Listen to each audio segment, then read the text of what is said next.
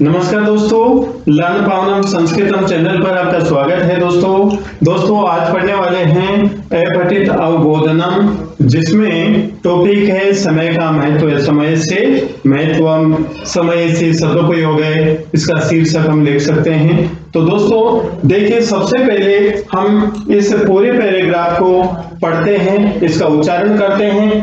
तो देखिए, जीवने समय एव सर्वाधिक मूल्यवान अस्ति, व्यतीतस्य समयस्य एकम अपि क्षणं केनापि प्रयत्नेन पुनः प्राप्तुं न शक्यते। केनापि जनेन अतः प्रत्येकं क्षणस्य सदुपयोगे सावधानेन मनसा करणीय। सर्वैः जनैः विशेषतः विद्यार्थिभिः यथा वयम् अर्जितस्य धनस्य एकैकस्य पणस्य वयं सम्यक् विचार्य कुर्मः, तथैव एकस्य क्षणस्य अपि सदुपयोगः विवेकेन कुर्याम। एकेऽपि क्षणे वृथा न यापनीय, असावधानतया आलस्येन च निरर्थकं नीते समये पश्चात्तापस्य असफलताया च कारणं भवति। ये मानवः समयस्य महत्वम् अवगच्छति, तस्य सदुपयोगं च करोति, स एव सफलो भवति। तो दोस्तों एक एक लाइन का हम व्याकरण के साथ अनुवाद करते हैं, जिससे हम कोई भी पैराग्राफ आए, कोई भी अपठित अवबोधनम आए, तो हम उस अपठित गद्यांश को पढ़ करके आसानी से उत्तर दे सकें और संस्कृत सीखने में भी हमें सरलता हो, क्योंकि अभ्यास करने पर क्या नहीं संभव है, अर्थात प्रैक्टिस करने पर, अभ्यास करने पर सब कुछ संभव होता है। दोस्तों तो देखिए, लहरों से डर कर नौका पार नहीं होती, तो कोशिश करने वालों की हार नहीं होती। कोशिश लगातार करते रहना चाहिए, ठीक है दोस्तों। तो देखिए, जीवने समय एव सर्वाधिक मूल्यवान अस्ति। जीवने, जीवन में, अधिकरण कारक है में पर, जीवने जैसे रामे, जीवन में समय ही सर्वाधिक मूल्यवान है। अस्ति मीन्स है, जीवन में समय ही सर्वाधिक मूल्यवान अस्ति। जीवने समय एव सर्वाधिक मूल्यवान अस्ति, सर्वाधिक मूल्यवान है। तो अस्ति क्या है? समय है। तो समय के अनुसार यहाँ पर अस्ति का प्रयोग किया गया है दोस्तों। नेक्स्ट है, व्यतीतस्य समयस्य एकम अभि क्षणं केनापि प्रयत्नेन पुनः प्राप्तुं न शक्यते केनापि जनेन। देखिए दोस्तों, केन धन अपि दीर्घ संधि है, केन धन अपि दीर्घ संधि, किसी भी जनेन मनुष्य के द्वारा, तृतीया विभक्ति एक वचन, करण कारक से के द्वारा, करण कारक से के द्वारा, तो किसी भी मनुष्य के द्वारा व्यतीत से बीते हुए समय से, समय का, एकम अभी एक भी क्षण, क्षण, केनापि प्रयत्नेन किसी भी प्रयत्न से, पुनः फिर से, प्राप्त न शक्यते नहीं किया जा सकता है। कहने का मतलब, किसी भी मनुष्य के द्वारा बीते हुए समय का एक क्षण भी किसी भी प्रयत्न से नहीं प्राप्त किया जा सकता है। इसलिए कहा गया है कि समय एक ऐसा अमूल्य धन है जो व्यतीत हो जाने के बाद में फिर पुनः प्राप्त नहीं किया जा सकता। इसलिए समय को कभी भी वेस्ट नहीं करना चाहिए, व्यतीत नहीं करना चाहिए, व्यर्थ में नहीं गंवाना चाहिए। समय का हमें सदुपयोग करना चाहिए। फिर से देखिए ध्यान से, किसी भी मनुष्य के द्वारा बीते हुए समय का एक भी क्षण किसी भी प्रयत्न से पुनः प्राप्त नहीं किया जा सकता है।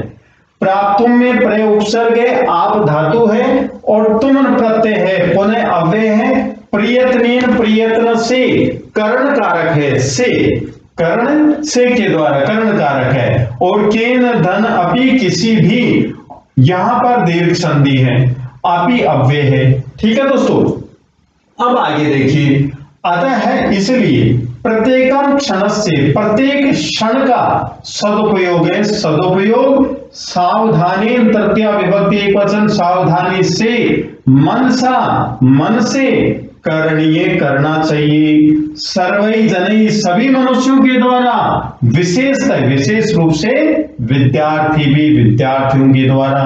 तो ध्यान से देखिए, विशेष रूप से सभी विद्यार्थियों के द्वारा, सभी मनुष्यों के द्वारा प्रत्येक क्षण का सदुपयोग सावधानी से मन से करना चाहिए।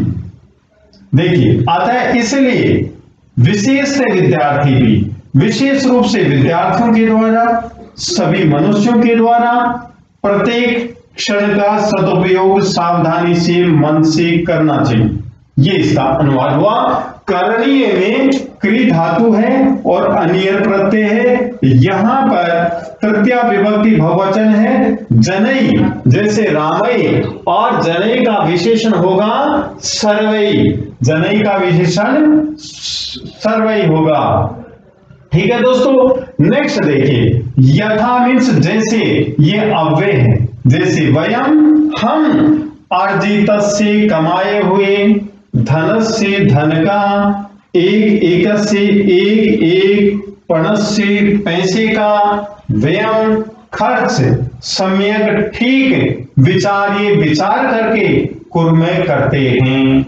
दोबारा देखिए, जैसे हम कमाए हुए धन के एक एक पैसे का वे ठीक विचार करके करते हैं, तथा वैसे ही एकक से एक एक क्षण का भी सदुपयोग विवेक से कुर्याम करना चाहिए।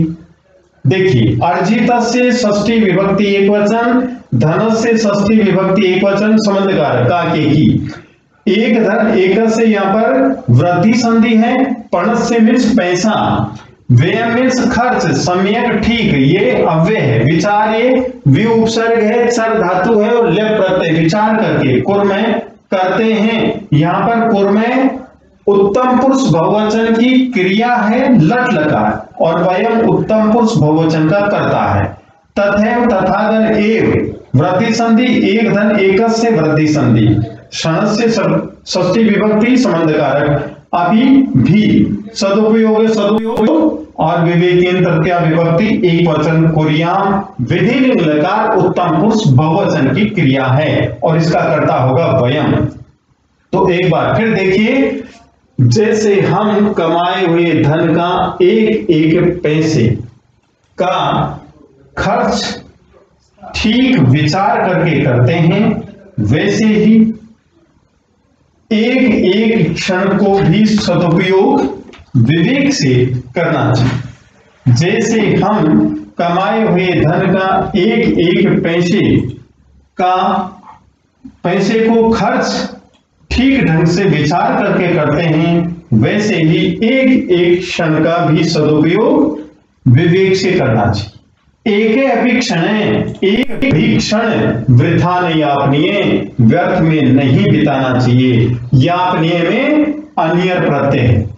असावधानतया तृतीया विभक्ति एक वचन, जैसे लतया, असावधानी से, आलस्य और आलस्य से, निरर्थकम व्यर्थ में, नीत बिताया हुआ समय, पश्चाताप से असफलता आते, पश्चाताप और असफलता का कारणम भवति, कारण होता है।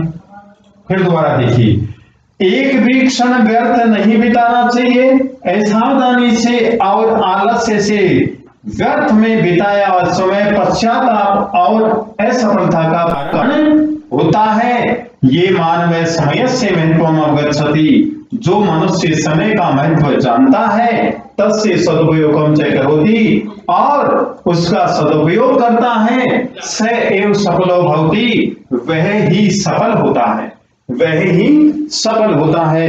दोस्तों, पूरे पैराग्राफ का एक साथ आप अनुवाद देखिए। जीवने समय एवं सर्वाधिक मूल्यवान अस्ति, जीवन में समय ही सर्वाधिक मूल्यवान है।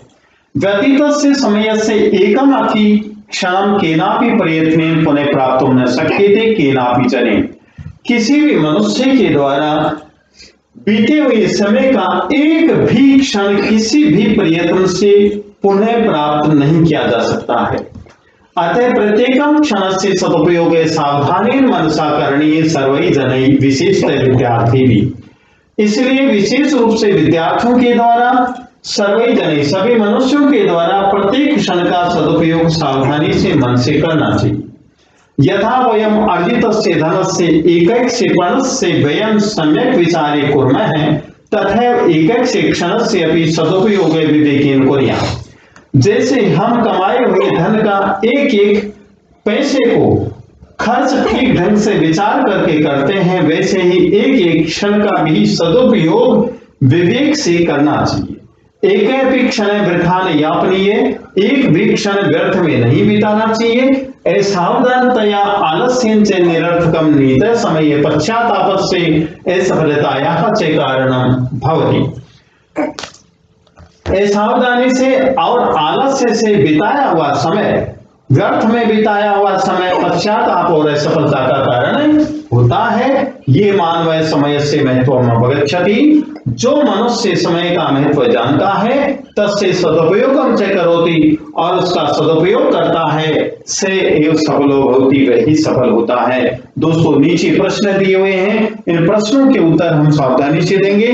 देखिए दोस्तों, फर्स्ट क्वेश्चन है मानव कस्य सदुपयोगम कृत्वा महान भवति, मनुष्य किसका सदुपयोग करके महान होता है। तो कस्य के स्थान पर समझ गए होंगे हमें क्या लिखना है, समयस्य। क्या लिखना है, समयस्य लिखेंगे, कस्य के स्थान पर समयस्य। मानव समयस्य सदुपयोगम कृत्वा महान भवति। नेक्स्ट क्वेश्चन है निरर्थकम नीते समय कस्य कारणं भवति, व्यर्थ में बिताया हुआ समय किसका कारण होता है।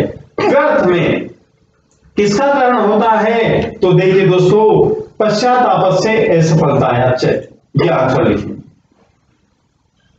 पश्चाताप से असफलताया च कारणं भवति। निरर्थकम नीते समये पश्चाताप से असफलताया च कारणं भवति। पश्चाताप और असफलता का कारण होता है व्यर्थ में बिताया हुआ समय। नेक्स्ट क्वेश्चन है प्रत्येकम क्षण से उपयोग कथम करणीय, प्रत्येक समय का उपयोग कैसे करना चाहिए। यहां जैसे लिखा हुआ है कि यथा वयम अर्जितस्य धनस्य एकैकस्य पणस्य व्ययं सम्यक् विचार्य कुर्मः तथैव एकैकस्य क्षणस्य अपि सदुपयोगः विवेकेन कुर्यात्। वैसे एक एक क्षण का भी सदुपयोग हमें विवेक से करना चाहिए, जैसे कमाए हुए धन का एक एक पैसे का हम सदुपयोग करते हैं। ठीक है दोस्तों, नेक्स्ट क्वेश्चन है कुर्मे इति क्रिया, कुर्मे इति क्रियापद से कर्तृपदम किम कुर्म, इस क्रियापद का कर्तृपद क्या है, कुर्मे। कुर्मे का कर्तृपद होगा वयम, कुर्मे का कर्तृपद देखिए कुर्मे है, कर्तृपद में कर्ता वयम होगा।